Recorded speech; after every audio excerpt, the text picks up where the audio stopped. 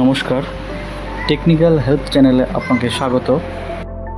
আজকে আমরা লক্ষ্মী ভাণ্ডার সম্বন্ধে জানব। লক্ষ্মী ভাণ্ডার কবে থেকে কী শুরু হয়েছিল,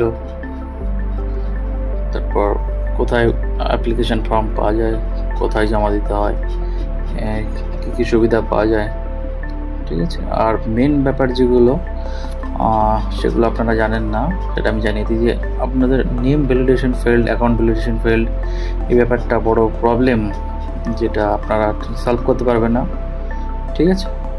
এটার জন্য আপনাকে অফিসে যোগাযোগ করতে হবে।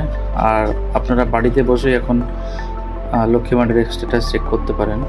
আর লক্ষ্মী ভাণ্ডার থেকে ওল্ড এজ পেনশন কনভার্ট, এটা একটা বড় বিষয়, যেটা আজকে পুরোটাই জানাবো, যাতে আপনাদের কোনো প্রবলেম না হয়। আপনারা সঙ্গে থাকুন, সব জানতে পারবেন। আমাদের পশ্চিমবঙ্গের মাননীয় মুখ্যমন্ত্রী শ্রীমতী মমতা ব্যানার্জির একটি স্বপ্নের প্রকল্প হলো লক্ষ্মী ভাণ্ডার। প্রায় 2.2 কোটির বেশি মহিলা এই প্রকল্পের সুবিধা পাচ্ছেন। এই স্কিমটা বাস্তবায়িত হয়েছিল 2021 সালে, মানে করোনার প্রায় থার্ড ওয়েভের সময়। তারপর থেকে এখনও চলতেই আছে। এটা দুয়ারে সরকার 9th ফেজ ক্যাম্প। লাস্ট ক্যাম্পেও অনেক ফর্ম জমা পড়েছে। ফর্ম জমা করার আগে কিছু নিয়মাবলী না জানলেই নয়, সেগুলো আপনাদের সঙ্গে শেয়ার করি। দেখুন, আবেদনকারীর বয়স 25 থেকে 60 বছর হতে হবে। আর আবেদনকারী কোনো চাকরিজীবী হলে হবে না। যদি মান্থলি স্যালারি পায় সেক্ষেত্রে উনি কিন্তু এলিজিবল নাই। আর স্কিমের সুবিধাভোগী যারা SC/ST আছে তারা 1200 টাকা, এবং জেনারেলদের জন্য 1000 টাকা, যেমন 1000 টাকা পায়। আর এই প্রকল্পের সুবিধা পেতে গেলে আপনাকে পশ্চিমবঙ্গের স্থায়ী বাসিন্দা হতে হবে। আর এই ফর্ম জমা হয় দুয়ারে সরকার ক্যাম্পে, কেমন, ওইখান থেকেই ফর্ম দেওয়া হয়, ওইখানেই ফর্ম জমা নেওয়া হয়। আপনারা যদি জমা করতে চান অবশ্যই আপনাকে দুয়ারে সরকার ক্যাম্পেই যেতে হবে। আপনাদের এবার ফর্ম ফিল আপ করার পদ্ধতিটা দেখিয়ে দিই। এটা হচ্ছে ফর্ম, এটা আপনাদেরকে যখন প্রোভাইড করবে ঠিক সেম এরকম ফর্ম প্রোভাইড করবে ক্যাম্প থেকে। সেটা নিয়ে এসে আপনারা বাড়িতে কিংবা ক্যাম্পের ভেন্যুতে আপনারা ফিল আপ করতে পারবেন। ওখানে ফিল আপ করার জন্য লোক বসে থাকে।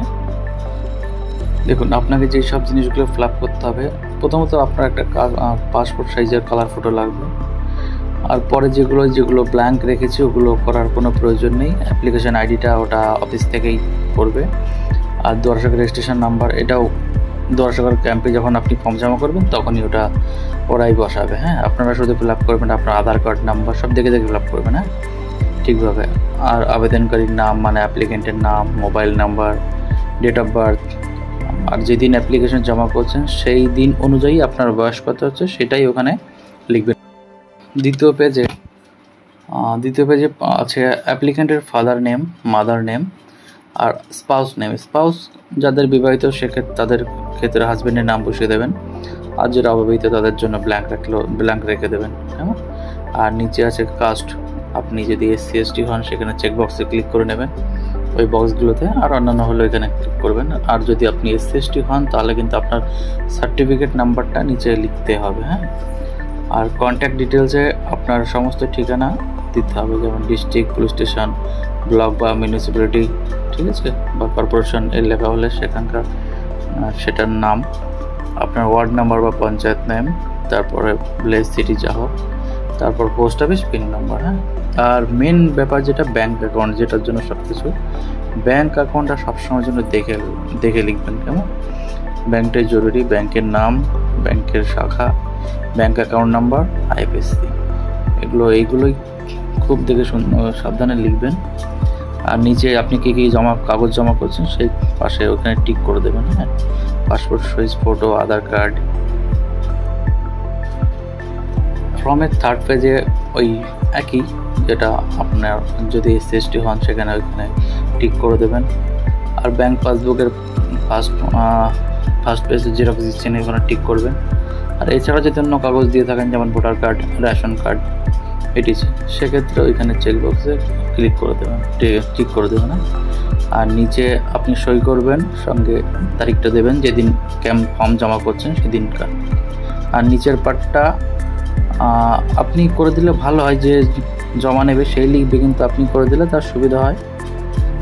ঠিক আছে, বাদ বাকি ওই সইটা করবে, নিচের সইটা আপনি করবেন না, ওটা যে জমা নেবে সেই করবে। এবার আসি আধার কনসেপ্ট। আগের ভিডিওতেও বলছিলাম ডিপোজিটে যে আধার কনসেপ্ট এখন লাগবে এই সমস্ত স্কিমে। ওইখানে আপনি উপরে আধার নাম্বারটা লিখবেন, নিচে সই করে দেবেন, আর তার নিচে আপনার নামটা বড় বা ছোটো যেভাবে লিখে দেবেন, কেমন, ওটাও লাগবে। যেটা প্রথমে বলছিলাম নেম ভ্যালিডেশন, অ্যাকাউন্ট ভ্যালিডেশন, হ্যাঁ, এটা হয় কি আপনার অ্যাপ্লিকেশন যখন এন্ট্রি হয় অনলাইনে, তখন যদি আপনার ব্যাঙ্ক অ্যাকাউন্টের সঙ্গে আধার কার্ডের সঙ্গে যদি নাম না ম্যাচ করে, সেক্ষেত্রে নেম ভ্যালিডেশন, অ্যাকাউন্ট ভ্যালিডেশন দেখায়। যেমন আধারে যে নাম আছে সেই নাম যদি পোর্টালে যদি মানে যারা এন্ট্রি করে তারা যদি ঠিকভাবে না লাগে, সেক্ষেত্রে নেম ভ্যালিডেশন ইরো করে আপনার পেমেন্টটা স্টপ হয়ে থাকে। আর অ্যাকাউন্ট ভ্যালিডেশন হচ্ছে আপনার যদি অ্যাকাউন্টে কোনো ভুলভাল থাকে, হয়তো এরকমই কিছু অ্যাকাউন্ট ভ্যালিডেশনটা, হ্যাঁ, যদি এরকম কিছু থাকে অফিসে গিয়ে আপনারা ঠিক করে নেবেন, কেমন। ফর্ম জমা করার পর আপনাদের অফিসে যাওয়ার কোনো দরকার নেই, আপনারা বাড়িতে বসে এখন চেক করতে পারবেন, হ্যাঁ, সে অপশান পোর্টালে আছে। আর আপনি এইখান থেকেও চেক করে দেখে নিতে পারেন, আপনার যদি নেম ভ্যালিডেশন, অ্যাকাউন্ট নাম ভ্যালিডেশন ফেল থাকে, আপনি এইখানে চেক করবেন। চেক করলে আপনি ঠিক ওইখানে নিচে লেখা থাকবে account validation error, name validation error. আপনারা যদি এরকম কিছু দেখায় তাহলে অবশ্যই অফিসে কন্ট্যাক্ট করবেন, হ্যাঁ। আর কীভাবে চেক করতে হয় আমি এই ভিডিওতে দেখিয়ে দিচ্ছি, ঠিক আছে। গুগলে গিয়ে লিখবেন লক্ষ্মী ভাণ্ডার, শুধু লিখুন লক্ষ্মী ভাণ্ডার, ঠিক আছে। লক্ষ্মী ভাণ্ডার করলে ওদের ওয়েবসাইটের সামনে চলে আসবে, ওটা ক্লিক করবেন। ক্লিক করার পর যখন ওটা সাইটটা ওপেন হয়ে যাবে, ওপেন হওয়ার পর দেখবেন ট্র্যাক অ্যাপ্লিকেশন স্টেটাস, হ্যাঁ, ওইটা ক্লিক করার পর ওদের মানে আপনি লক্ষ্মী ভাণ্ডার যে চেক করার অপশানটা পেয়ে যাবেন। তো এখানে যে সার্চ ইউজিং আছে ওইখানে ক্লিক করে দেখুন application ID, phone number, Aadhaar card number, Swasthya Sathi card number দিয়ে আপনি স্টেটাস চেক করতে পারেন। শুধু আপনার যে নাম্বারটা, ফোন নাম্বারটা দিয়েছিলেন অ্যাপ্লিকেশন ফর্ম জমা দেওয়ার সময়, সেই নাম্বারটা দিয়ে কিংবা আধার কার্ড নাম্বার দিয়ে আপনি নাম্বারটা বসিয়ে ওইখানে ক্যাপচারটা বসান, ঠিক আছে। ক্যাপচার বসালে দেখবেন আপনার ডিটেলস চলে আসছে। দেখুন আমি একটা ফোন নাম্বার দিয়ে ট্রাই করছি, আপনার নিচে দেখুন দেখতে পারবেন, পুরোটা দেখাবো না, কিন্তু যেটুকু পারেন যেটুকু পারি দেখিয়ে দিচ্ছি, ঠিক আছে। ওই নাম্বারটা বসালাম, বসে যে ক্যাপচারটা বসাচ্ছি, ঠিক আছে। এবার সার্চ করলেই দেখুন নিচে দেখুন ডিটেলস চলে আসছে, ঠিক আছে। আপনারা এইভাবে চেক করে নিতে পারবেন। এবার আসি সব থেকে বড় বিষয়, যেটা আপনাদেরকে অনেকেই হয়তো ভুল ইনফরমেশন দিয়েছে, যে সমস্ত মহিলার বয়স 60 বছর পার হয়ে গেছে তাদের অটোমেটিক ওল্ড এজে চলে যাবে। দেখুন অটোমেটিক ঠিক আছে, কিন্তু অটোমেটিক হবে না, ওটা আপনাকে লক্ষ্মী ভাণ্ডার থেকে ওল্ড এজে কনভার্ট করতে গেলে আপনাকে ডকুমেন্ট জমা করতে হবে অফিসে, না হলে কিন্তু অটোমেটিক হবে না, ঠিক আছে। আপনাদের অনেকে হয়তো ভুলভাল বলছে, এটা আপনারা এই কাগজগুলো, আমি যে কাগজগুলো বলছি সেগুলো নিয়ে অবশ্যই অফিসে জমা করবেন, দেখবেন 1 মাসের ভিতরে অবশ্যই হয়ে গেছে, হ্যাঁ। সেক্ষেত্রে আপনার আধার কার্ডের জেরক্স কপি লাগবে, ভোটার কার্ডের জেরক্স কপি লাগবে, ডিজিটাল রেশন কার্ডের জেরক্স কপি, এটা না হলেও হবে কিন্তু দিয়ে দেবেন থাকলে, ব্যাঙ্ক পাসবুকের জেরক্স আর 1 কপি কালার ফটো, হ্যাঁ, এইগুলো দিয়ে অফিসে জমা করবেন। এইগুলো না দিলে কিন্তু আপনার ওল্ড এজ থেকে, লক্ষ্মী ভাণ্ডার থেকে ওল্ড এজে যাবে না। আপনি যতই যে যা বলুক না কেন, আপনি কিন্তু এগুলো জমা করবেন অবশ্যই, হ্যাঁ। এগুলো ছাড়া কিছুতেই সম্ভব না লক্ষ্মী ভাণ্ডার থেকে ওল্ড এজে নেওয়া, ঠিক আছে। যদি কোনো প্রবলেম থাকে, কিছু জিজ্ঞাসা থাকে, অবশ্যই কমেন্ট বক্সে জানাবেন, আমি সব জানিয়ে দেবো, কেমন। চ্যানেলটা সাবস্ক্রাইব করবেন এবং সঙ্গে থাকবেন। ধন্যবাদ।